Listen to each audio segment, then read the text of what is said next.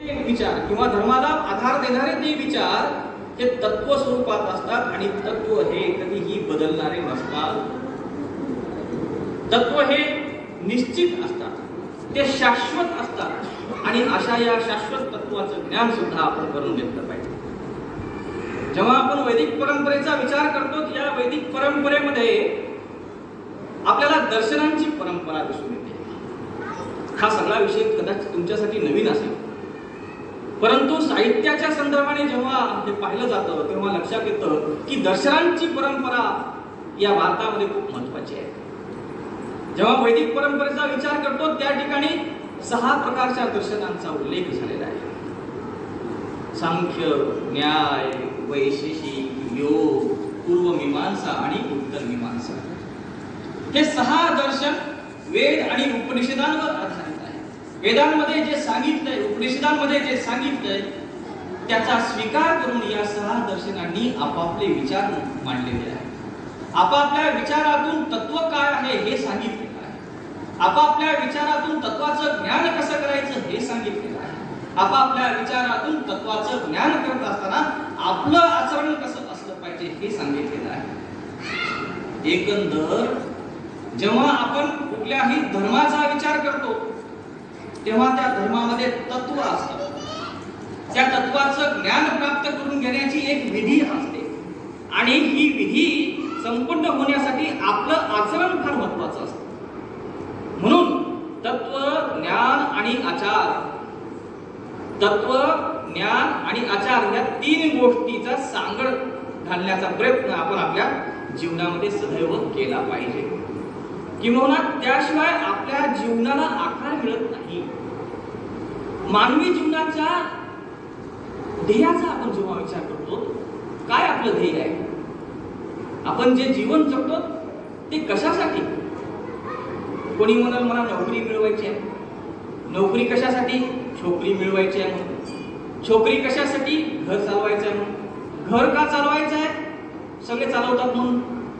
ही सगळी आपली रीत आहे. कोणाला विचारा तुमच्या जीवनाचं ध्येय काय? कोणी म्हणेल मला पोलीस व्हायचं आहे, कोणी म्हणेल डॉक्टर व्हायचं आहे, कोणी म्हणेल इंजिनियर व्हायचं आहे. पण इंजिनियर होऊन काय करशील? डॉक्टर होऊन काय करशील? डॉक्टर म्हणेल मला समाजाची सेवा करायची. समाजाची सेवा करून तुला काय भेटणार आहे? मला काय भेटणार आहे? आनंद भेटणार आहे. इंजिनियर व्हायचं आहे, काय भेटणार आहे? पगार भेटणार आहे. पगाराचं काय करशील? घरदार बांधेल, पैसा कमवेल, गाडी बंगला घेईल. परंतु या डॉक्टरला, या इंजिनियरला विचारा की तुला जे भेटलेलं आहे सुख समाधान, हे गाडी घेण्यातून, बंगला घेण्यातून, घरदार उभं करण्यातून जे सुख तुला मिळालेलं आहे ते सुख तुझं शाश्वत आहे का? गाडी घेतली, गाडीत फिरतोय मी, परंतु उद्या गाडी जुनी होणार आहे, तीच गाडी राहील का? नाही. गाडीपासून मिळणारं सुख हे शाश्वत आहे का? आपण घर बांधणार, त्या घरामध्ये राहायला गेलो की थोडंसं सुखाचं अनुभव येणार, परंतु जसं जसं घर जुनं होत जाईल तसं तसं आपलं सुख कमी कमी होत जाईल. आणि उलट आपल्या मानवी प्रवृत्तीचा जर आपण विचार केला ना तर आपल्या लक्षात येतं की शेजारच्यानं जर घरात फर्निचर केलं की आपलं जे सुख थोडंसं होतं ते आणखीन, ही मानवी प्रवृत्ती आहे. मग असं हे सुख काय कामाचं? शेजारच्यानं फर्निचर केलं की आपलं सुख कमी होतंय, असं हे सुख काय कामाचं? शेजारच्यानं आणखीन एखादी नवीन गाडी घेतली की आपल्याला आपल्या गाडीचं जे सुख मिळालेलं असतं ते कमी होऊन जातं किंवा ते संपून जातं, त्याच्या ठिकाणी दुःख येतं. असं सुख काय कामाचं? आपण थोडासा विचार केला पाहिजे. माणसाच्या जीवनामध्ये आपण आलो आहोत तर असं काहीतरी आपण घेऊन जाऊ की जे कधी संपणार नाही. एखाद्यानं फर्निचर करो नाही तर फर्निचर जाळो, आपल्याला काही घेणं नाही. आपलं सुख जळवलं नाही पाहिजे. असं काही सुख आहे का? आहे. आणि असं हे सुख मिळावं यासाठी म्हणून आपल्या भारतीय व्यवस्थेमध्ये धर्म, अर्थ, काम, मोक्ष ही 4 पुरुषार्थ सांगितले गेले. यापैकी धर्म आणि मोक्ष, मोक्ष हे परमसाध्य म्हटलेलं आहे. मोक्षाला परमसाध्य म्हटलेलं आहे. आणि त्यासाठी धर्म फार आवश्यक आहे. त्यासाठी धर्म फार आवश्यक आहे. धर्म आणि मोक्ष हे आध्यात्मिक सुख देणारे तत्व आहेत. आणि आध्यात्मिक सुख हे शाश्वत सुख असतं. ते कधीही नष्ट होत नाही. कोणी त्याला जाळ लावला तर जळत नाही, कोणी त्याच्यावर पाणी टाकलं तर ते ओलं होत नाही, कोणी त्याला चोरून नेलं तर त्याची चोरी सुद्धा होत नाही. असं हे सुख जे असतं ते अध्यात्माच्या माध्यमातून मिळतं, ते या धर्माच्या माध्यमातून मिळत असतं. आणि अर्थ आणि कामाचं जे सुख आहे ते भौतिक स्वरूपाचं सुख आहे. अर्थ म्हणजेच पैसा, संपत्ती आणि ह्या सगळ्या गोष्टी भौतिक स्वरूपाच्या आहेत. ह्या भौतिक विषयाचे सगळे जे नांदी आहेत ह्या क्षणिक सुखाचे कारण आहे. मात्र हे क्षणिक सुख कसं आहे ते शाश्वत नाही हे आपण विसरून जातो. अर्थ आणि काम हे क्षणिक सुखासाठी आहेत हे आपण विसरून जातो. आपल्या कधीच लक्षात येत नाही की धर्माने वागलं तर आपल्याला जे सुख मिळतं ते शाश्वत आहे. आपल्याला गॅरंटीच वाटत नाही. आपण विश्वास गमावून बसलो. आपण धर्माचं अनुकरण करतो असं आपल्याला वाटतं. आपण धर्माच्या मार्गावर चाललो असंही आपल्याला वाटतं. परंतु जे शाश्वत आहे, जे सत्य आहे, जे नित्य आहे ते आहे की नाही याची वारंवार शंका आपल्या मनात येत असते. ही शंका येऊ नये. निश्चय झाला पाहिजे की शाश्वत सुख आहे आणि म्हणून हे जे क्षणिक सुख आहे या क्षणिक सुखाकडे आपलं दुर्लक्ष झालं पाहिजे. परंतु आपलं उलट आहे सगळं. जे क्षणिक सुख आहे जाऊ दे, आज भेटलं ना खाऊन टाका. आज नवऱ्यानं आपल्याला दिले तर 10,000 रुपये खर्चायला खर्चून टाका. याच्यातच सर्ग काही आहे. परंतु त्या 10,000मध्ये लेकराचं शिक्षण होऊ शकतं आणि त्या शिक्षणातून त्या लेकराचं भविष्य घडतं आणि त्याचं भविष्य घडलं तर समाजाचं भविष्य घडतंय. या शाश्वत गोष्टीकडे आपलं लक्ष जात नाही. त्या खूप बारीक सारीक जीवनाच्या गोष्टी आहेत. जीवन जगत असताना असं बारीक सारीक जर नियोजन आपण केलं, हे नियोजन फक्त आपल्या स्वार्थासाठी नाही आहे. लक्षात घ्या. शाश्वत काय आहे आणि क्षणिक काय आहे यात आपण जरा भेद करायला शिकलो तर आपण समाधानी होऊ शकतो. आणि जोपर्यंत आपण समाधानी होत नाही तोपर्यंत आपल्याला मोक्ष लाभत नाही. मोक्ष म्हणजे दुसरं तिसरं काही नाही. मोक्ष म्हणजे दुसरं तिसरं काहीही नाही. ते आहे शाश्वत आनंद. असं आनंद की जे तुमच्यापासून कोणीही हिरावून घेऊ शकत नाही. तुम्हाला वाटतंय तुम्हाला जे आनंद मिळालेला आहे ते शाश्वत आहे? आहे का तुमचं जे सुख तुम्हाला मिळालंय ते शाश्वत आहे का? नाही. मग असं काय आहे की हे सुख शाश्वत सुख म्हणून परिवर्तित होईल? यासाठीच आपण या ठिकाणी परमरहस्यासारख्या ग्रंथाचं पारायण करतो. मला फार आनंद वाटतोय की परमरहस्यासारख्या एका खूप सुंदर अशा ग्रंथाचं या ठिकाणी पारायण होत आहे. मनमथ स्वामींनी या ग्रंथावर टीका लिहिलेली आहे. साधारणपणे 11व्या शतकामध्ये रेवणसिद्ध नावाचे एक आचार्य होऊन गेले. तुमच्या समोर परमरहस्य ग्रंथ आहे ना आता. या ग्रंथामध्ये संस्कृत संहिता आहे आणि मराठीमध्ये ओव्या सुद्धा आहेत. या मराठीमधल्या ज्या ओव्या आहेत ते संत शिरोमणी मनमथ स्वामींनी लिहिलेले आहेत. ती त्यांची या परमरहस्य ग्रंथात असलेल्या त्या संस्कृत श्लोकावरची टीका आहे, भाष्य आहे त्याच्यावरचं. परमरहस्याचं फार महत्वाचं स्थान आपल्या या वीरशैव लिंगायत परंपरेमध्ये आहे.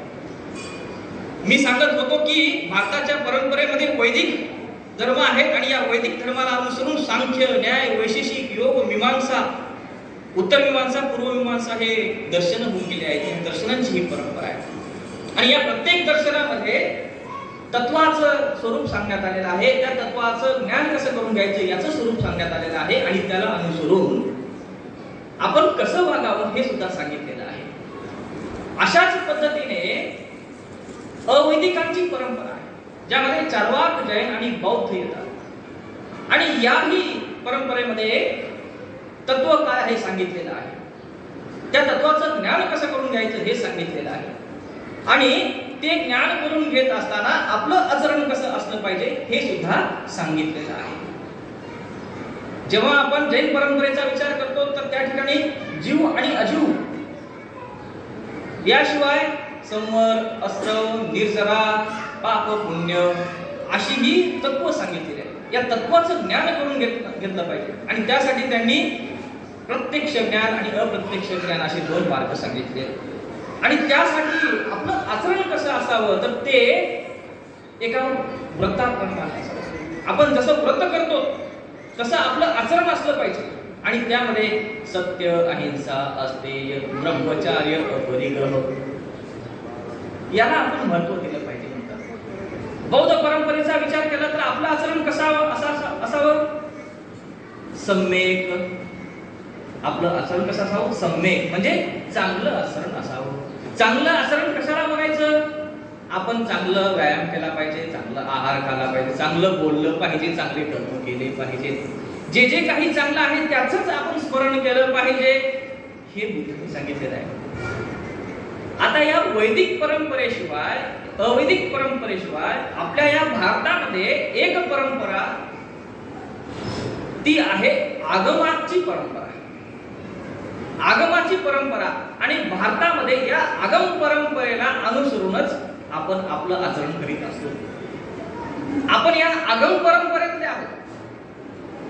आपण सगळे आगम परंपरेत आहोत. जसं 4 वेद आहेत. कोणते कोणते वेद आहेत? ऋग्वेद, सामवेद, यजुर्वेद आणि अथर्ववेद असे 4 वेद आहेत. उपनिषद किती आहेत? 108 उपनिषद आहेत. आता ही सगळी उपनिषद आज उपलब्ध नाहीत. काही मोजकीच उपनिषद उपलब्ध आहेत. तशी आगम परंपरेचा जेव्हा विचार करतो तर या आगम परंपरेमध्ये एकूण 28 आगम आहेत. किती? 28 आगम आहेत. कोणकोणती आगम आहेत ही? तर या आगमामध्ये आपल्याला कामिक योगज, चिंत्य कारण अजितम, दीप्त सूक्ष्म सहस्त्र, अंशुमान सुप्रभेद, विजय विश्वास शंभू, अनलवीर रैरव, मुकट विमल चंद्र ज्ञान, बिंब क्रोध गीत, ललित सिद्ध संतान शरोक्त, पारमेश्वर किरण वातुल ही 28 आगम आहेत. आगम 28 आहेत. आज यापैकी फक्त 6 ते 7 आगम आपल्याकडे उपलब्ध आहेत. आता हे आगम काय आहे? सगळ्यात महत्त्वाचा प्रश्न. तुमच्या समोर असलेला परमरहस्य जो ग्रंथ आहे या ग्रंथामध्ये कोणाचा संवाद आहे बरं सांगा? आमच्या ताई म्हणले शिवपार्वतीचा. आभारी आहे. खरं आहे. परमरहस्य ग्रंथ कोणाचा आहे म्हणून विचारलं जात तेव्हा सरळ सांगितलं तर मन्मथ स्वामींचा ग्रंथ आहे. बरोबर आहे. मन्मथ स्वामींची टीका आहे त्या ग्रंथावर. परंतु परमरहस्य हा जो ग्रंथ आहे मुळात शिवाने पार्वतीला केलेला उपदेश आहे. आणि हा सगळा जर उपदेश आपण नीट समजून घेतला तर आपल्या लक्षात येईल की हा सगळा उपदेश शिवाने पार्वतीला आगमांमध्ये सुद्धा सांगितलेला आहे. आगम हे पूर्वी होऊन गेले. 28 आगम आहेत. या 28 आगमांपैकी आज फक्त 6 ते 7 आगम उपलब्ध आहेत. त्यामध्ये कारणागम, सूक्ष्मागम, मुकुटागम, चंद्रज्ञान आगम, पारमेश्वर आगम आणि वातुल शुद्ध आगम ही अशी काही मोजकीच आगम आज उपलब्ध आहेत. यापैकी सगळीच्या सगळी जी आगम आहेत ती माता पार्वती आणि भगवान शिवाच्या संवादाची नाही. काही आगम जे आहेत त्याच्यामध्ये प्रामुख्याने कारणागम, सूक्ष्म आगम आणि पारमेश्वर आगम हे 3 आगम असे आहेत की त्यामध्ये माता पार्वती प्रश्न विचारते आणि शिव उत्तर देतात किंवा उपदेश देतात. यानंतर मुकुट आगम आहे. या मुकुट आगमामध्ये रुद्र प्रश्न विचारतो. शिवाचे अनेक गण आहेत आणि त्यामधला एक गण आहे रुद्र. रुद्र शिवाला प्रश्न विचारतो आणि शिव उत्तर देतात. ते मुकुट आगम आहे. वातुल आगम आहे. वातुल आगमामध्ये स्कंद तो सुद्धा शिवाचा एक गण आहे. तो शिवाला प्रश्न विचारतो, शिव उत्तर देतात. यानंतर चंद्रज्ञान आगम आहे. चंद्रज्ञान आगमामध्ये रुद्र उपदेश देतो आणि प्रश्न कोण विचारते? बृहस्पती. हे बृहस्पती कोण आहेत? बृहस्पतींचा उल्लेख वेदांमध्ये सुद्धा आढळतो. हे बृहस्पती आहेत कोण? जसं देव माता अदिती आहे तसं देवगुरु बृहस्पती आहे. बृहस्पती हे देवांचे गुरु आहेत आणि असा हा देवांचा गुरु असलेला बृहस्पती एकदा रुद्राकडे येतो आणि रुद्राला विचारतो की हे रुद्र, मी वेद वाचले, उपनिषद वाचले, परंतु त्याने माझं काही समाधान झालेलं नाही आणि म्हणून तुम्ही मला शिवाने सांगितलेला जो तो उपदेश आहे तो उपदेश आता मला ऐकवा. आणि त्यावर हा चंद्रज्ञान आगम ग्रंथ रचण्यात आलेला आहे.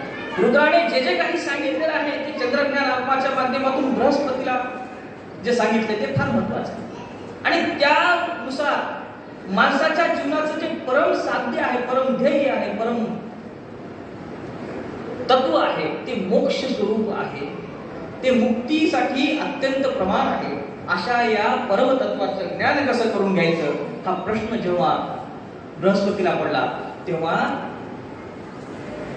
या ठिकाणी रुद्राने जे उत्तर दिलं ते फार महत्वाचं आहे. रुद्र म्हणाले, तू शांभव व्रत समजून घे. रुद्र म्हणाले, तू शांभव व्रत समजून घे, तुला मोक्ष आपोआप मिळेल. काय आहे हा शांभव व्रत?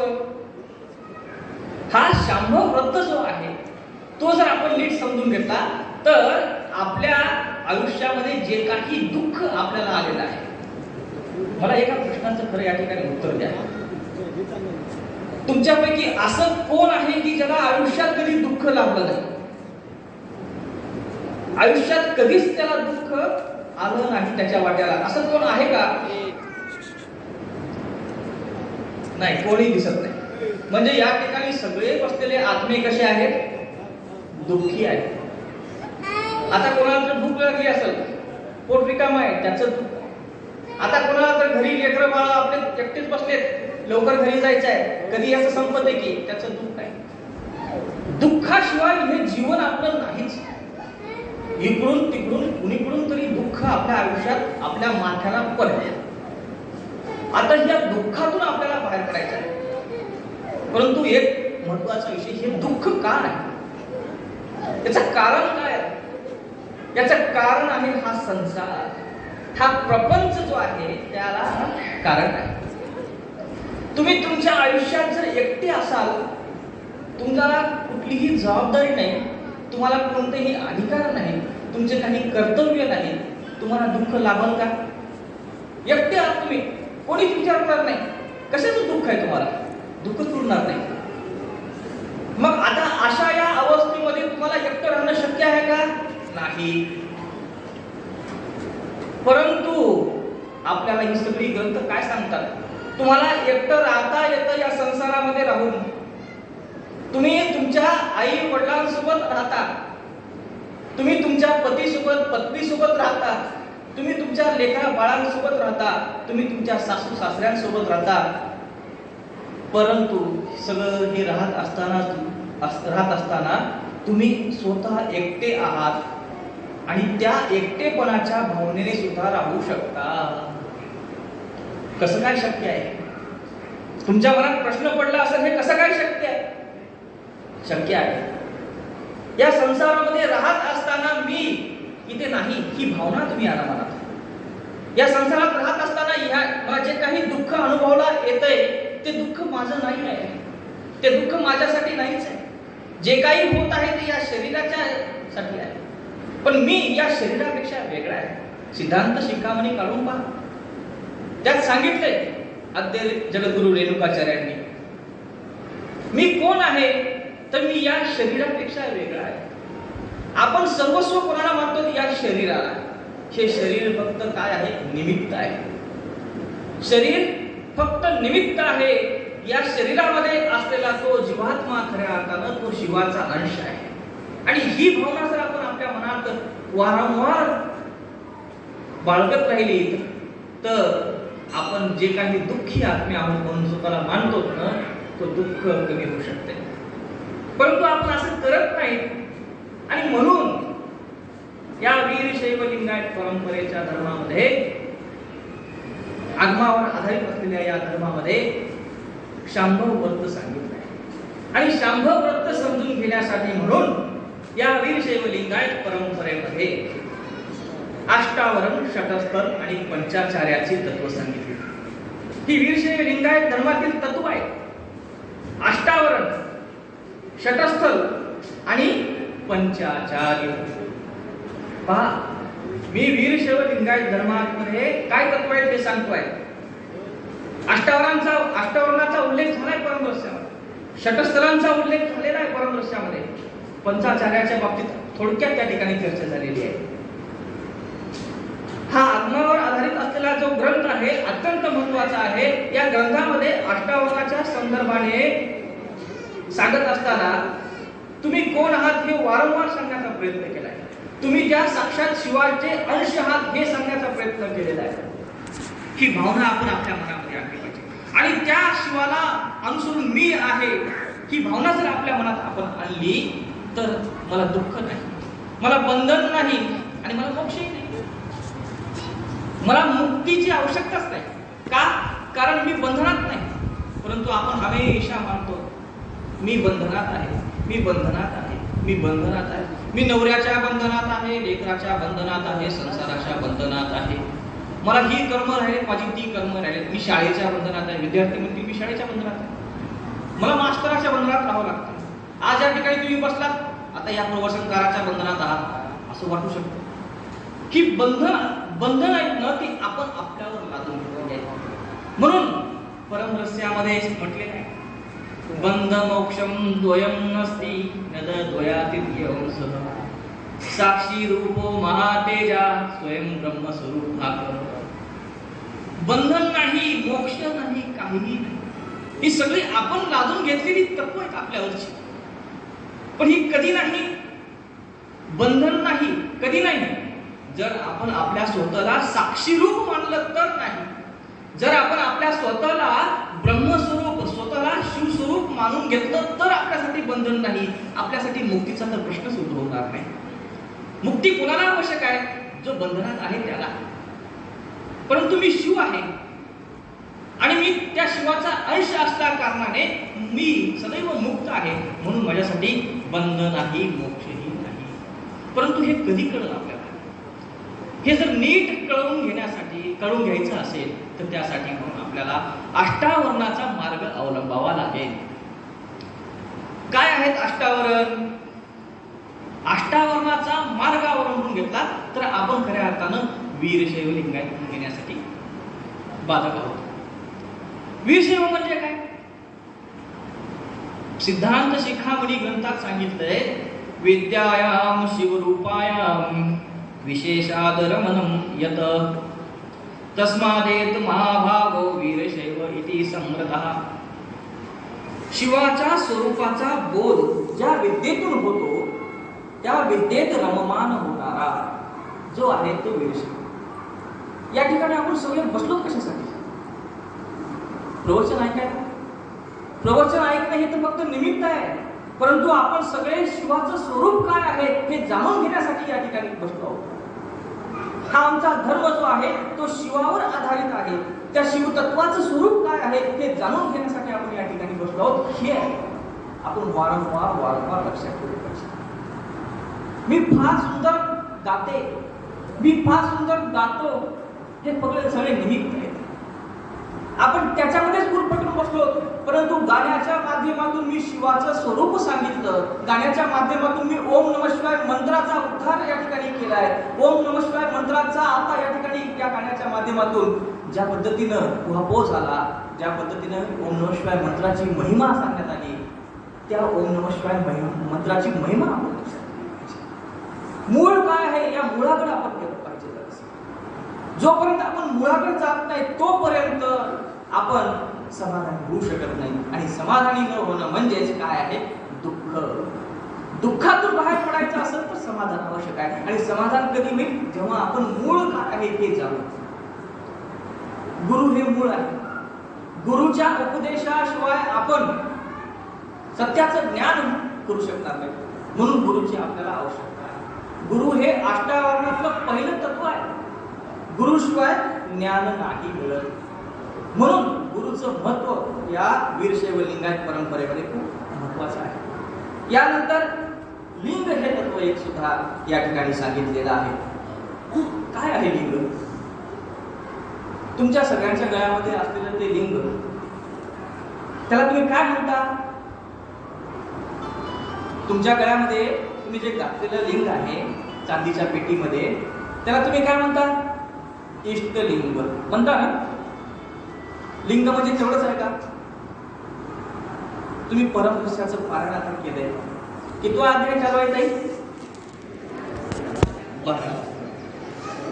तर आता एक एक अध्याय सगळं शेवट जसं संपत येईल तुमच्या लक्षात येईल. थोडस लक्ष देऊन पारायण व्यवस्थित करा.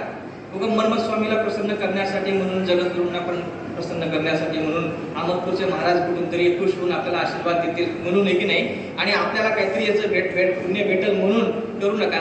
त्याच्यामध्ये जे जे काही नीट सांगितलेलं आहे ते जरा नीट समजून घेण्यासाठी म्हणून पारायण करा. माझी ही कळकळीची विनंती आहे. त्याच्यामधल्या एका ओळीमधल्या एका शब्दाचा अर्थ काय आहे हे समजून घेण्यासाठी म्हणून पारायण करा. फार सुंदर ग्रंथ आहे. त्या ग्रंथाचं पारायण केल्यानंतर, नीट समजून घेऊन पारायण केल्यानंतर, बरं का, माणसानं जर आपलं आचरण तसं ठेवलं त्याच्या आयुष्यात दुःख येणार नाही, अजिबात येणार नाही. त्याला दुनिया काय म्हणल ते म्हणल, नाव ठेवल, गालबोट ठेवल, काय म्हणल ते म्हणल, परंतु तुम्हाला कधी दुःख त्याचं होणार नाही. इतका सुंदर हा परमरसाचा ग्रंथ आहे. आणि म्हणून मनमत स्वामींनी उगाच निवड केली नाही या ग्रंथाची. इतका हा सुंदर ग्रंथ आहे म्हणून मनमत स्वामींनी निवड केली आणि त्याच्यावर भाष्य करण्याचं धाडस केलं. अगदी सोप्या भाषेमध्ये आपल्याला समजावून सांगण्याचा प्रयत्न केला. त्या परमरस्यामध्ये लिंगाची व्याख्या केलेली आहे. लिंग हे दुसरं तत्व आहे. अष्टावरणामधलं लिंग हे दुसरं तत्व आहे. आणि त्या लिंगाची व्याख्या करत असताना परमरस्यामध्ये काय म्हटलंय? निर्विकल्पमिदं नेयं प्राणं लिंगं ते लीयते लिंगमेव परब्रह्म तस्य नाम चराचरम्. मनमत स्वामींनी गोव्यामध्ये म्हटलेलं आहे, ज्याला आपण चर म्हणतो, अचर म्हणतो, ते काय आहे? लिंग आहे. चर आणि अचर आपण असतो. या ठिकाणी ही वृक्ष आहेत, या ठिकाणी चालणारी आपण माणसं आहोत. आपणच आहोत चर आणि अचर. म्हणजेच काय? आपणच आहोत लिंग, दुसरं काही नाही. लिंग कोण आहे? आपण आहोत. परंतु आपण आपल्याला विसरलो आणि गळ्यामध्ये असलेल्या फक्त इष्टिलिंगालाच तेवढं लिंग मानलं. त्या मंदिरामध्ये असलेल्या त्या साळून पिंडीलाच तेवढं लिंग मानलो आपण. हे आपलं चुकच. आपण स्वतः लिंग आहोत. निर्विकल्पमिदं नेयं प्राणलिंगम. प्राणलिंग हा शब्द खूप महत्वाचा आहे. प्राणाला सुद्धा लिंग म्हटलेलं आहे. परंतु आपण प्राण वाया घालतो. आपण आपल्या प्राणाला महत्वच देत नाही. आपण आपलं काहीतरी आहे याच्या पलीकडे जाऊन विचार करत नाही.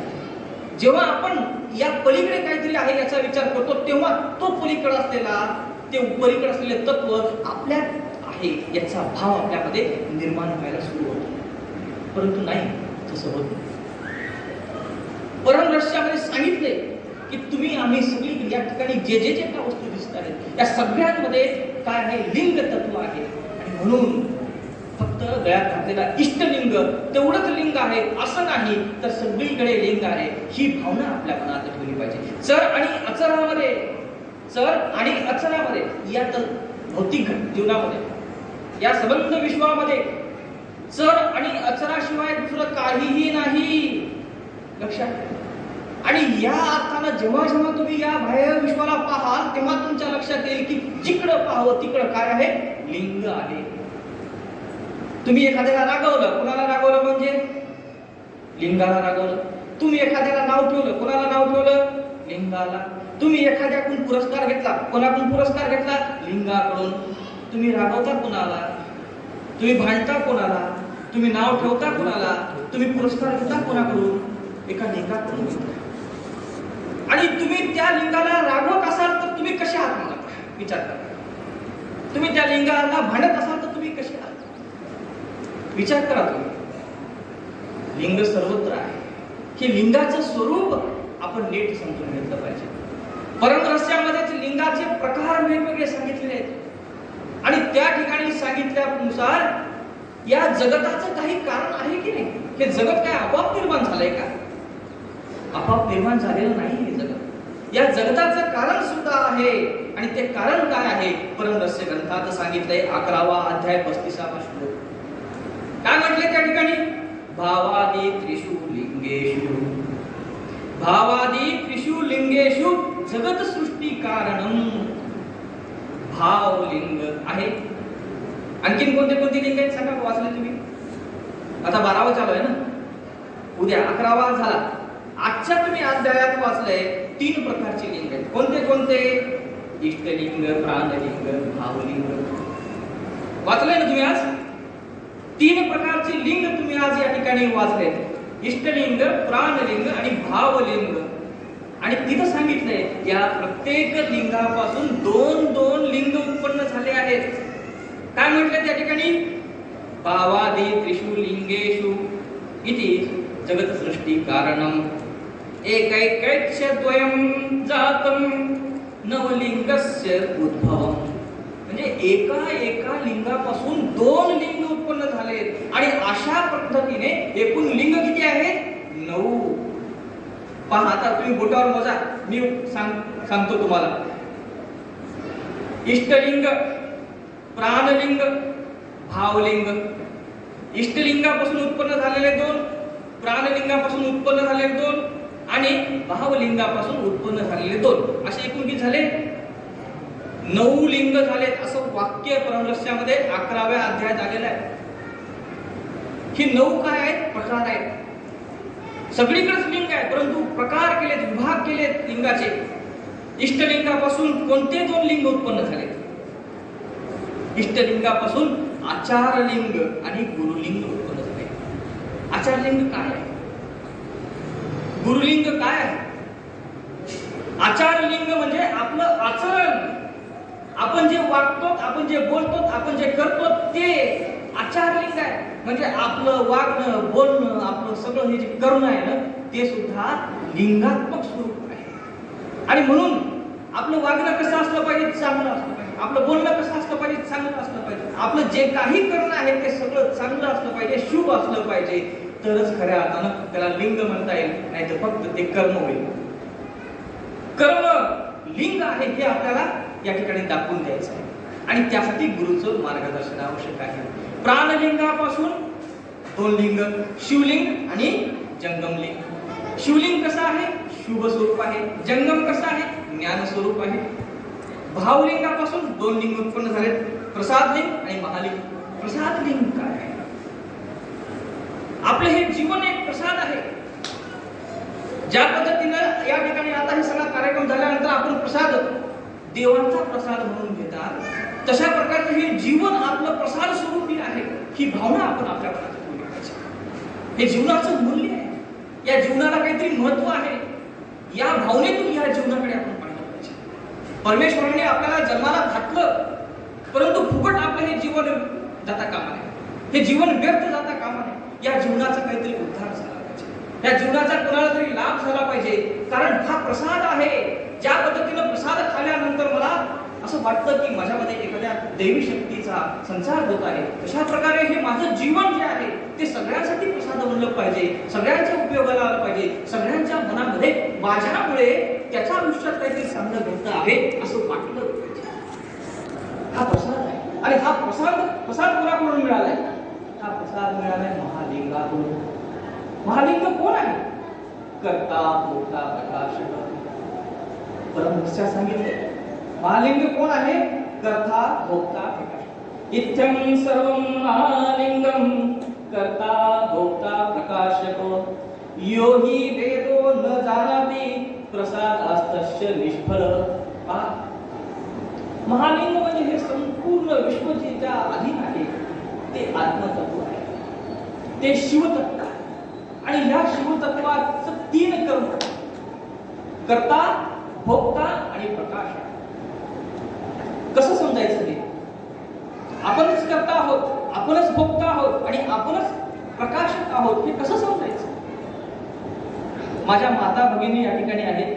तुम्ही स्वयंपाक करता, तुम्ही कोण आहात? कर्ता. तुम्ही स्वयंपाक करता करता चव कळण्यासाठी चाटून पाहता. तुम्ही त्याचा भोग घेतला की नाही? भोगता. आणि नंतर काय म्हणता? हा, टेस्टी बनले. म्हणजे त्याला प्रकाशित कोण केले? तुम्हीच केले. आणि या अर्थानं तुम्हीच करता, तुम्हीच भोगता आणि तुम्हीच प्रकाशक आहात.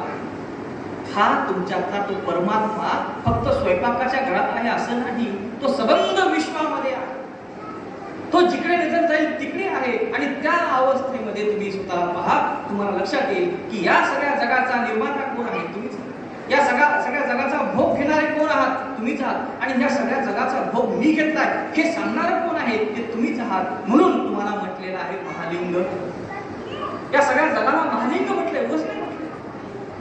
करता तुम्हीच, भोगता तुम्हीच आणि तुम्हीच प्रकाशक आहात. तिन्ही तत्व तुमच्यात आहात. मग दुसरीकडे कुठे पाहताय? आपण म्हणतो त्याने केलं, नाही तुम्ही केले. तोच भोग घेतोय, नाही तुम्ही पण भोग घेतात. तो सांगतोय, नाही तुम्ही पण सांगता. ही लक्षात घ्या. एक लिंगाच्या माध्यमातून आपण समजून घेतलं पाहिजे. इष्टलिंग त्यापैकी एक आहे. आता दुसरी गोष्ट महत्वाची. इष्टलिंग, प्राणलिंग आणि भावलिंग या तीन लिंगाला परमरहस्य ग्रंथामध्ये जगताचं, सृष्टीचं कारण म्हटलेलं आहे. हे जगत कसं बनलेलं आहे? या ठिकाणी हवा आहे, पाणी आहे, अग्नी आहे, पृथ्वी आहे, आकाश आहे. ही 5 तत्व या ठिकाणी आहेत. आपण पृथ्वी पाहू शकतो, आकाश पाहू शकतो, अग्नी पाहू शकतो, पाणी पाहू शकतो, हवेच्या स्पर्शाने आपल्याला अनुभव येतो. सगळी तत्व कशी आहेत? वेगवेगळी आहेत. सगळी तत्व वेगवेगळी आहेत. मग अशी ही सगळी तत्व या इष्टलिंगापासून कशी काय बनली असतील? या प्राणलिंगापासून कशी काय बनली असतील? या भावलिंगापासून कशी काय बनली असतील? हा प्रश्न आपल्या मनात आला पाहिजे. आपण परमरहस्याचं पारायण करत आहोत. या ठिकाणी ते सांगितलंय, इष्टलिंग, प्राणलिंग, भावलिंग हे या जगताचं कारण आहे. आणि मग ते जगताचं कारण कसं काय होऊ शकतात असा प्रश्न आपल्या मनात आला पाहिजे. तर या ठिकाणी लक्षात घ्या, जे गळ्यात आपल्या इष्टलिंग आहे ते महात्मा बसवेश्वरांनी सांगितलंय. 5 महाभूत आहेत आणि ही 5ही महाभूत कुठं समावलेली आहेत? इष्टलिंगात समावलेली आहेत. म्हणजे ही सगळी 5 भौतिक तत्व आहेत, ही कुठे आहे? इष्टलिंगामध्ये आहे. इष्टलिंग कसं आहे? भौतिक तत्व आहे. इष्टलिंगाचं स्वरूप जे आहे त्याची रचना कशी होते का? हवा लागते, पाणी लागते, दगड लागते, उष्णता लागते आणि त्याच्यानंतर इष्टलिंग बनते आपलं. ते भौतिक तत्व आहे. प्राणलिंग कुठे आहे? प्राण आपल्या शरीरामध्ये आहे. प्राणाचे 5 प्रकार आहेत. या प्राणाशिवाय काही होत नाही. आणि हे सगळं प्राणाच्या सोबतीने या भौतिक घटकाला सोबत घेऊन काही करायचं असेल तर आपला भाव लागतो, भावना असली पाहिजे. जोपर्यंत भाव नाही तोपर्यंत प्राण काम करत नाही. जोपर्यंत प्राण काम करत नाही तोपर्यंत या भौतिक वस्तूला काहीही महत्व नाही. म्हणून भावना पहिल्यांदा उत्पन्न होते, मी जगाची सृष्टी करणार.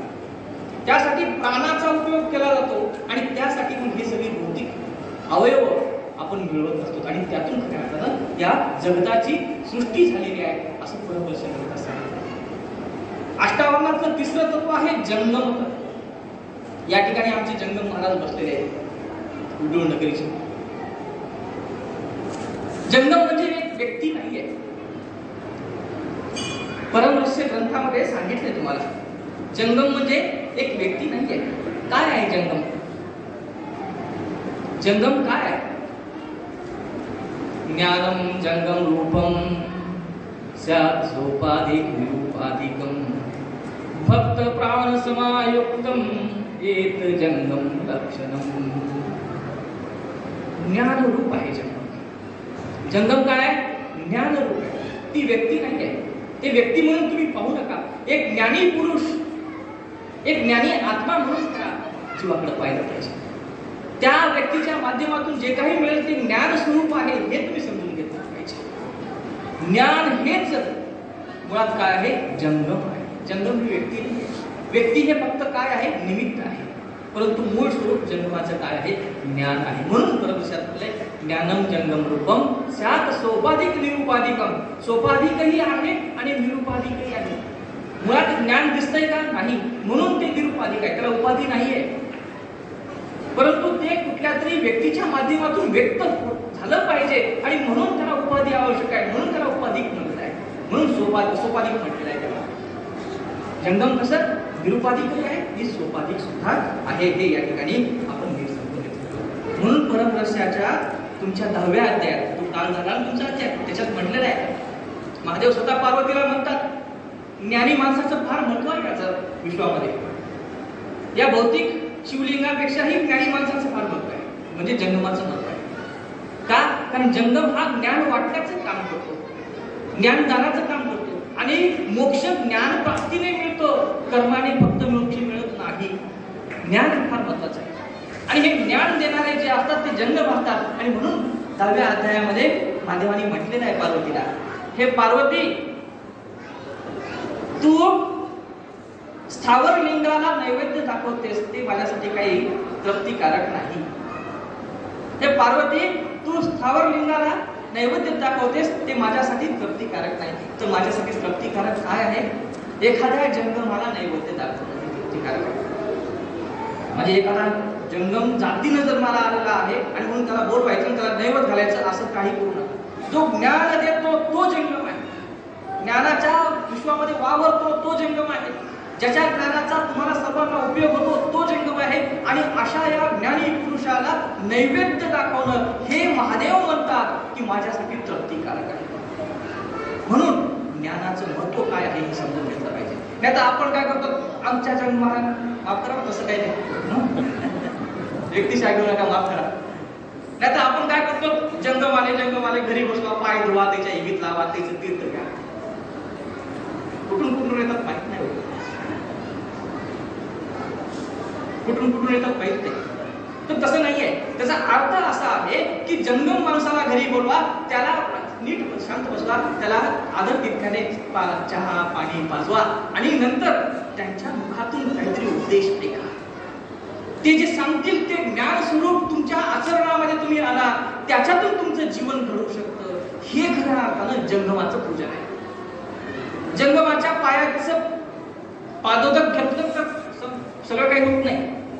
जंगम जे सांगतात ते ऐकून आपल्या आचरणात आणलं तर त्याला महत्व आहे. हे जंगम तत्व आहे. अशाच पद्धतीनं आपल्या या वीर शिवलिंगायत परंपरेमध्ये पादोदकाचंही महत्व आहे. 4थं तत्व आहे ते. पादोदक म्हणजे काय? कोणी सांगू शकेल का पादोदक म्हणजे काय? गुरु महाराज घरी येतात, घरी आल्यानंतर त्यांचे मोठ्या परातीमध्ये पाय धुतलं जातं आणि त्या पायावर हळद कुंकू वाहून त्यांचे पाय धुतलेले ते तीर्थ आपण प्राशन करतो ना. यालाच तुम्ही पादोदक म्हणतात. असं होतंय का तुमच्याकडे? गुरु महाराज घरी आल्यानंतर त्यांच्या पायाचं तीर्थ घेऊन आपल्या कमीत कमी अंगावरती शिकून घेण्याचा एक प्रकार आपण करतो का? आता याला पादोदक म्हणत असाल, याला तीर्थ म्हणत असाल तर तुम्ही विचार करा. आता मी जे सांगणार आहे त्याच्याबद्दल तुमच्या डोक्यामध्ये काहीतरी नवीन भरवायला मी आलो नाही. जे खरं आहे ते सांगायला आलो. कोणाकडे सिद्धांत शिखामणी ग्रंथ असेल तर जाऊन काढा. 19वा परिच्छेद आहे, 8वा श्लोक आहे. त्याच्यात काय सांगितले जाऊन पहा. परमानंद एवोक्तः पाद शब्देन निर्मलः ज्ञानम चो उदक शब्देन तयोर ऐक्यम तु तीक्षया. कशात म्हटलंय? श्री सिद्धांत शिखामणी म्हटलंय. सिद्धांत शिखामणी कोणाचा ग्रंथ आहे? आद्य जगद्गुरु रेणुकाचार्यांनी सांगितलेला ग्रंथ आहे. आणि रेणुकाचार्यांनी काय म्हटलंय? परमानंद स्वरूप जे निर्मल असतं ते पाद शब्दाने समजावा आणि जे ज्ञान स्वरूप आहे ते उदक शब्दाने समजावा. आणि याच्यावरून पादोदक हा शब्द जो बनला आहे त्याचा अर्थ काय होतो? परमानंद रूप निर्मल असे ज्ञान म्हणजे पादोदक. गुरु घरी आले, त्यांचे पाय धुतले, ते पाणी आपण पिलं किंवा लोकांच्या अंगावर शिंपडलं तर ते पादोदक होत नाही. मी म्हणत नाही, इथं म्हटलंय. श्री सिद्धांत शिखामणी ग्रंथामध्ये म्हटलेलं आहे पादोदक म्हणजे काय? निर्मल असं ज्ञान स्वरूप ज्याच्याने तुम्हाला परम आनंद प्राप्त होतो. असं आनंद मिळवलं तर ते खऱ्या अर्थानं काय आहे? पादोदक आहे. पादोदक म्हणजे नुसतं पाणी पिणं नाही, तीर्थ म्हणून पिणं नाही, तर खरं ज्ञान, असं ज्ञान जे परम आनंद म्हणजे सर्वोच्च आनंद देणारं जे आहे ते ज्ञान तुम्ही ग्रहण केलं तर ते तुमच्यासाठी पादोदक आहे. हा पादोदकाचा मूळ अर्थ आहे. सिद्धांत शिखामणीमध्ये सांगितले, चंद्रज्ञान आगमामध्ये काय सांगितलंय? गुरु, लिंग आणि जंगम यांचं पादोदक घ्यावं. यांचं पादोदक घ्यावं याचा अर्थ त्यांचे पाय धुवून पाणी प्यावं असं नाही, तर ते जे सांगतात त्यानुसार आपण वागावं. त्यांच्या सांगण्याचा अर्थ नीट समजून घेऊन आपल्या आचरणामध्ये ती तत्व, ते सगळे व्यवहार आले पाहिजे, तर आपल्या जीवनामध्ये परिवर्तन होऊ शकतं. हे या ठिकाणी चंद्रज्ञान आगमाचा अर्थ आपण लावला पाहिजे. परंतु आपल्याकडे दुर्दैवाने तसं होत नाही. आपण शब्दशः अर्थ घेतो आणि तिथंच थांबतो. त्या शब्दाचा मूळ अर्थ काय आहे हे जाणण्याचा प्रयत्न करत नाही. म्हणून आपल्या सर्वांना विनंती आहे की मूळ अर्थ काय आहे हे सांगण्याचा प्रयत्न करावा. प्रसाद हे पाचवं तत्व आहे. आपण प्रसाद याचा अर्थ फक्त एका अशा तत्वाशी लावतो, अशा वस्तूशी लावतो की जे वस्तू ग्रहण केल्यानंतर आपलं पोट जरा भरतंय किंवा आपल्या जीभेची चव जरा व्यवस्थित होते. परंतु तितकाच अर्थ प्रसाद असा नाही. प्रसाद म्हणजे उपदेश. या ठिकाणी मी जे काही सांगतो आहे ते तुमच्यासाठी प्रसाद आहे. आता याच्यानंतर जे काही तिथं होणार आहे पंक्तीला बसून, त्याला तुम्ही प्रसाद मानता, हरकत नाही, माना, परंतु हा सुद्धा प्रसाद आहे. हा प्रसादाचा मूळ अर्थ आहे ते या ठिकाणी. यानंतरचं सहावं तत्व आहे विभूती. विभूती सगळे लावत असतात. या ठिकाणी ही जी विभूती आहे ही विभूती खऱ्या अर्थानं विभूती नाही. ही विभूती नाही, कारण ही विभूती ज्या पद्धतीने बनली आहे त्या पद्धतीने विभूती बनवण्याची रीत नाही. चंद्रज्ञान आगमामध्ये सांगितलेलं आहे विभूती कशी बनवायची असते, आणि त्यानुसार विभूती जी बनते ना ती इतकी कडक असते की ही अशा पद्धतीची जी पांढरी पण नसते, राखट रंगाची असते. ती विभूती फार महत्वाची आहे आणि त्या विभूतीला आपण आपल्या शरीरावर लावलं पाहिजे. ही अंधश्रद्धा होती. विभूती आपल्या शरीरावर लावणं म्हणजे अंधश्रद्धा नाही. बऱ्याच वैज्ञानिक लोकांना असं वाटतंय की काय नुसतं कर्मकांड करतात हे वीरशैव लिंगायत लोक, परंतु विभूतीचं महत्व आहे. चंद्रज्ञान आगमामध्ये सांगितल्याप्रमाणे 32 ठिकाणी शरीराच्या आपण विभूती लावली पाहिजे. खरं तर विभूतीनं रोज आपण आंघोळ केली पाहिजे, म्हणजे सगळ्या अंगाला विभूती लावली तरी हरकत नाही, परंतु किमान 32 ठिकाणी आपण लावावी. 32 ठिकाणी जर विभूती लावणं शक्य नाही तर 32 चे अर्धा किती होतात? 16 ठिकाणी आपण विभूती लावली पाहिजे. 16 ठिकाणी लावणं शक्य नाही तर 8 ठिकाणी आपण लावली पाहिजे. 8 ठिकाणी शक्य नसेल तर 4 ठिकाणी नाही, 5 ठिकाणी लावली पाहिजे. आणि तुम्हाला सांगतो, ज्या ज्या ठिकाणी विभूती लावावी म्हणून सांगितलं जातंय या धर्मग्रंथामध्ये, ते सगळे आपल्या शरीराचे असे अवयव आहेत की त्या ठिकाणी जॉईंट आहे. ही मनगट जॉईंट आहे, कोपरा जॉईंट आहे, खांदा जॉईंट आहे, हे मान जॉईंट, इथं मध्ये पकड आहे, हे छात बकाळी जॉईंट आहे, हे टाळू इथं लावायचे, या कानाच्या ठिकाणी लावायचे, या सगळ्या जॉईंटवर विभूती लावायची आहे असं सांगितलंय.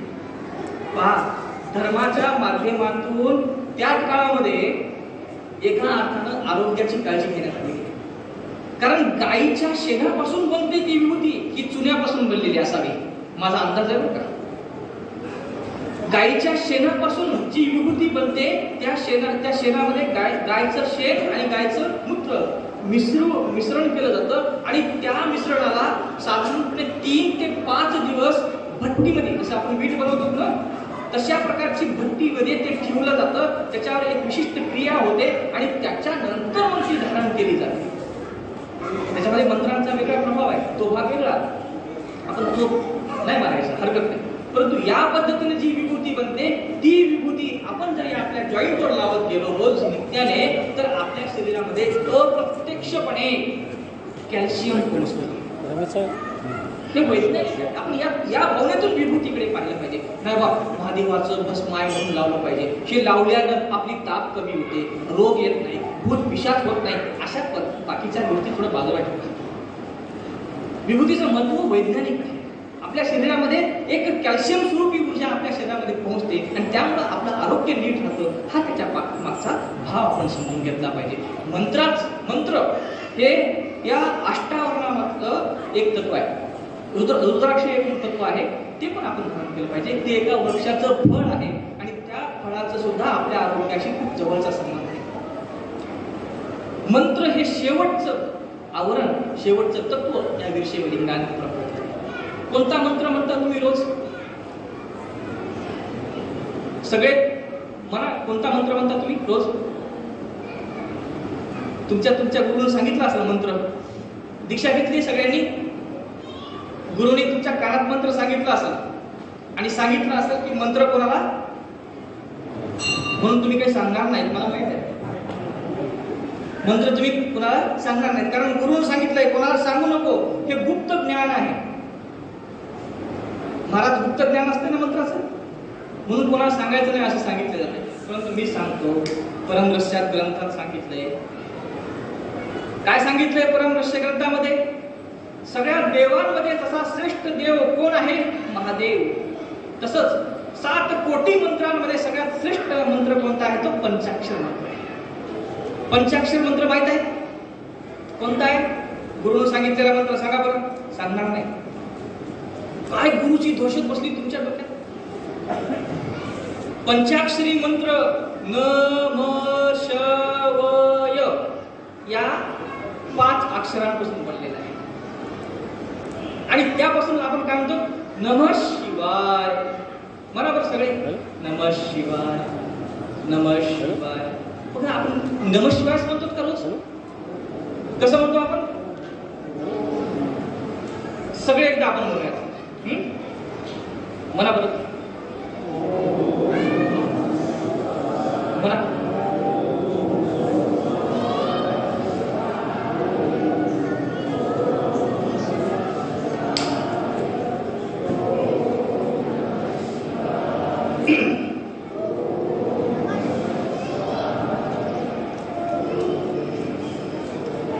ऊर्जा आली की नाही आपल्यामध्ये? मंत्रामध्ये अशी ऊर्जा आहे. पण काय आहे ओम नमः शिवाय मंत्र? कधी जाणण्याचा प्रयत्न केलाय का आपण? ओम नमः शिवाय मंत्रामध्ये असं काय आहे की ते म्हटल्यानंतर आपल्या शरीरामध्ये एक प्रकारची ऊर्जा येते? काय आहे? याला 7 कोटी मंत्रामधला सर्वात श्रेष्ठ असा मंत्र म्हटलेला आहे. काय कारण आहे? याचं कारण आहे. आणि ज्या पद्धतीनं भस्माचं म्हणजे विभूतीचं महत्व आहे, ज्या पद्धतीने रुद्राक्षाचं महत्व आहे, त्याच पद्धतीने मंत्राचं सुद्धा महत्व आहे. मला असं वाटतं परमरहस्याची तुमच्याकडे छोटी प्रत आहे. सार्थ परमरहस्य कोणाकडे आहे का? इथं मोठं पुस्तक 250-300 पानाचं अहमदपूरच्या आप्पांनी जे सार्थ परमरहस्य लिहिलेलं आहे, त्या पुस्तकामध्ये अगदी सुरुवातीला आप्पांनी काही छायाचित्र दिले. कदाचित याही पुस्तकात असेल, घरी जाऊन पहा तुम्ही. आणि त्यामध्ये माणसाच्या बसण्याची अवस्था कशी असली पाहिजे.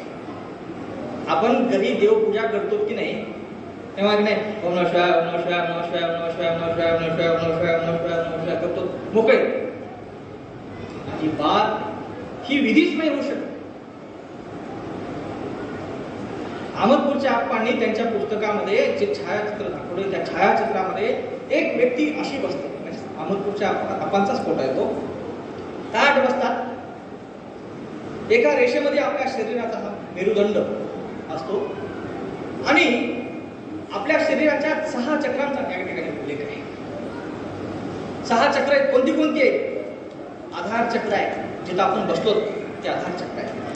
वर स्वाधिष्ठान चक्र आहे, मणिपूर चक्र आहे, अनाहत चक्र, विशुद्ध चक्र आणि आज्ञा चक्र, अशी 6 चक्र आहेत. आणि या 6 चक्रांचं स्थळ आहे.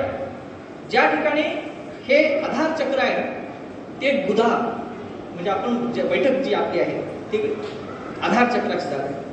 जे आपलं जनेंद्रिय आहे ते स्वाधिष्ठान चक्र आहे. आपली नाभी जी आहे ती मणिपूर चक्र आहे. आपलं हृदय अनाहत चक्र आहे. आपला कंठ विशुद्ध चक्र आहे. आणि या 2 भुवयाच्या मध्यभागी जे भाग आहे जिथं तुम्ही कुंकू लावता, कुंकू इथंच का लावता त्याचं कारण आहे. आता तुम्ही कॅल्शियमचं कुंकू लावता तो भाग वेगळा, परंतु हळदीचं कुंकू लावलं तर काय फायदा आहे तो भाग वेगळा आहे. या ठिकाणी विभूत का लावतात? कारण या इथे विशुद्ध ह्या आज्ञाचक्राच्या ठिकाणी एक बारीकसे छिद्र असतं आणि त्या छिद्राच्या माध्यमातून ती विभूतीचं भस्म जे आहे ते आत ओलं होत होत गेलं तरी काही दुष्परिणाम होत नाही आपल्या मेंदूला, असा त्याचा भाव आपण समजून घेतला पाहिजे. आणि ओम नमः शिवाय मंत्राचा जेव्हा आपण उच्चार करतो तेव्हा परमहंसात सांगितले की ओम हा जो शब्द आहे या ओम शब्दामध्ये याला प्रणव शब्द म्हणतात. हा आज्ञा हे जे इथलं आपलं आज्ञाचक्र आहे या आज्ञाचक्राशी त्याचा संबंध आहे. आज्ञाचक्र नंतर असा ओम झाल्यानंतर असं आपण पाठीमागे जायचं, आपल्या या पाठीच्या मणक्याच्या माध्यमातून आपल्या गुदस्थळापर्यंत, तिथं न लिंगस्थळाला केंद्रीभूत करायचं. म शी वा आता मी म्हणतो हे माझा प्रयोग आहे, मी जो अभ्यास केलाय त्याच्यावर तुम्ही अभ्यास करा आणि नंतर प्रयोग करा. फक्त माझा अनुभव मी तुमच्याशी सांगतोय आज आणि त्या पद्धतीने मंत्र म्हणण्याचा प्रयत्न करतो.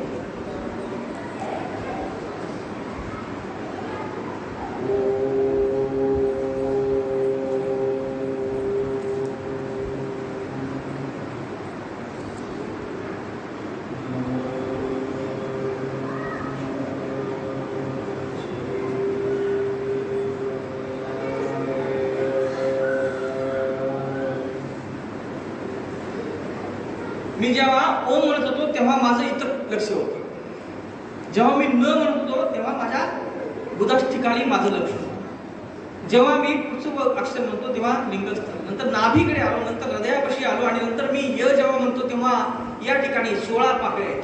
आपल्या या गळ्यामध्ये अशा 16 पाकळ्या आहेत. या 16 पाकळ्यांना स्पर्श करत करत य शब्द बाहेर पडला. आपल्या अवतीभोवती सगळी 5 महाभूत आहेत. आपल्याला ईश्वराने जन्म दिलेला आहे, आपल्याला कोणीतरी गुरुने हा उपदेश केलेला आहे. या सगळ्या गोष्टीचं भान ठेवत आपल्याला आपल्या माता पिताचं स्मरण करत आपल्याला पहिल्यांदा स्थिर झालं पाहिजे. आपण जेव्हा पूजा करतो तेव्हा गडबडीत देवावर पाणी टाकायचं, ओम नमः शिवाय म्हणायचं, मोकळं व्हायचं, हा प्रकार ओम नमः शिवाय मंत्राच्या बाबतीत नाही. आणि म्हणून हा 7 कोटी मंत्रांमधला सगळ्यात मोठा मंत्र आहे आणि वैशिष्ट्यपूर्ण मंत्र आहे. त्याची विधी ही अशी आहे की जेव्हा आपण हा मंत्र म्हणतो तेव्हा जेव्हा ओमचा उच्चार करतो तेव्हा आपलं लक्ष इथं असलं पाहिजे. इथं आता सगळ्यांनी इथं लक्ष द्या आणि ओमचा उच्चार करा. डोळे बंद करा, ताट बसा सगळे आणि सगळ्यांनी आपल्या भुवई मध्य खाली 2 डोळ्याच्या मध्ये भुवईच्या मधला जो भाग आहे तिथं लक्ष आपलं द्यायचं आणि ओमचा उच्चार करायचा आहे.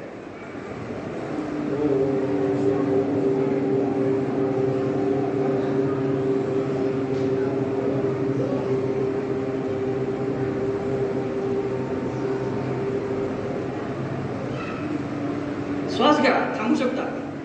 आता तुम्ही जिथं बसला त्या सीटवर आपल्या गुदस्थळाकडे लक्ष द्या. तिथं न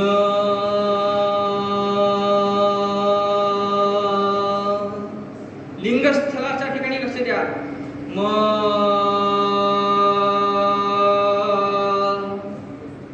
नाभीपाशी लक्ष द्या. शी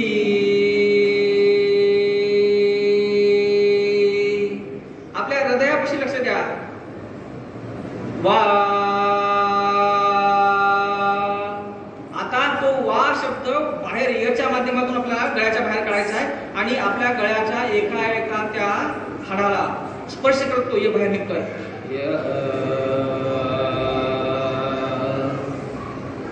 असा हा प्रयोग तुम्ही करून पहा. अशा पद्धतीने ओम नमः शिवाय मंत्राचं तुम्ही महत्व लक्षात ठेवा. ही योगिक क्रिया आहे, ही फक्त धार्मिक विधी नाही, ही भक्तीचा एक मार्ग आहे असं इतक्या पुरतं मर्यादित करू नका. ही योगिक क्रिया आहे. आपल्या शरीरात असलेल्या 5 प्राणाला आपल्या ही जी मी आता अवयव सांगितले, आपल्या इथे एक प्राण आहे, आपल्या गुदस्थळा ठिकाणी एक प्राण आहे, लिंगस्थळाच्या ठिकाणी एक प्राण आहे, नाभीमध्ये एक प्राण आहे, इथे एक प्राण आहे आणि इथलचा प्राण खूप महत्वाचा असतो. हा प्राण जेव्हा इथून बाहेर पडतो तेव्हा तो आपलं शरीर सोडून जातो आणि ते सोडून गेलं की शरीर संपतं. म्हणून या प्राणाचं खूप महत्वाचं स्थान आहे. या प्रत्येक प्राणाला अनुसरून ह्या मंत्राचं महत्व आहे. त्या पद्धतीने आपण या मंत्राचा अभ्यास केला पाहिजे. यानंतर या वीरशैव परंपरेमध्ये षटस्थलाचं महत्व आहे. षटस्थल कोणती आहेत? भक्तस्थल आहे, माहेश्वर स्थल आहे, प्रसाद स्थल आहे, प्राणलिंग स्थल आहे आणि शरण स्थल आहे. यानंतर शेवटचं स्थल आहे ऐक्य स्थल. ही 5 स्थळ आहेत. या प्रत्येक स्थळाला अनुसरून आपण आपलं आचार आणि विचार व्यक्त केले पाहिजे. याशिवाय या वीरशैव लिंगायत परंपरेमध्ये पंचाचार महत्वाचे. पहा, मी आता तत्वांचा तुम्हाला या ठिकाणी उल्लेख करून सांगेन. या तत्वाचं ज्ञान कसं घ्यायचं आहे तर ते गुरुच्या माध्यमातून घ्यायचं आहे, जंगमाच्या माध्यमातून घ्यायचं आहे. ते ज्ञान करण्याची विधी आहे. आता या तत्वाचं स्वरूप जाणून घेतल्यानंतर, तत्वाचं ज्ञान कसं प्राप्त करायचं हे जाणून घेतल्यानंतर आपण कसं काय आचरण ठेवलं पाहिजे, आपला आचार कसा असला पाहिजे, आपला विचार कसा असला पाहिजे, आपला व्यवहार कसा असला पाहिजे हे फार महत्वाचं. नाहीतर काय होईल, आपला आचार चांगला नाही, आपला विचार चांगला नाही आणि आपण तत्वाचं ज्ञान घेऊन बसलो, आपल्या त्या ज्ञानाला काही अर्थ होणार नाही. आपल्या ज्ञानासोबत आपलं आचरण सुद्धा तसं असलं पाहिजे. म्हणून आगम ग्रंथांमध्ये म्हटलेलं आहे आचार एवं सर्वेषां अलंकार. हे नीतिमूल्य आहे. आचरणाचा संबंध हा नीतिमूल्याशी येतो, नैतिक शिक्षणाशी येतो, मूल्य शिक्षणाशी येतो. म्हणून मानवाच्या जीवनामध्ये मूल्याचं फार महत्व आहे, मूल्य शिक्षणाचं फार महत्व आहे. आणि हे मूल्य शिक्षण ही कुठून दिसून येतात? आपल्या आचरणाच्या माध्यमातून. मूल्याचा आपल्याला जो काही अनुभव येतो तो आपल्या आचरणाच्या माध्यमातून येतो. आणि म्हणून आपलं आचरण फार शुद्ध असणं आवश्यक आहे. आचरण हे काय आहे तर आपलं अलंकार आहे. परंतु आपल्याकडे अलंकार म्हणलं की दुसरंच काहीतरी दिसतंय. हातामध्ये 2-2 अंगठ्या घातल्या, गळ्यामध्ये मंगळसूत्र आहे, वरून नेकलेस आहे, वरून काय ते वेगवेगळे जे दागिने असतात याला आपण अलंकार म्हणतो. हे सगळे अलंकार क्षणिक आहेत. खरं अलंकार काय आहे? तुमचं आचरण, तुमचं वागणं, तुमचं बोलणं, तुमचं जे काही करणं आहे ते करणं, हे तुमचं अलंकार आहे. चंद्रज्ञान आगमात सांगितलंय आचार एवं सर्वेषां अलंकार. आणि अशा या आचार तत्वाला आपण घेऊन चाललं पाहिजे. जो कोणी आचाराने चालत नाही तो माणसांमध्ये राहण्याच्या योग्य नाही, तो निंदनीय आहे.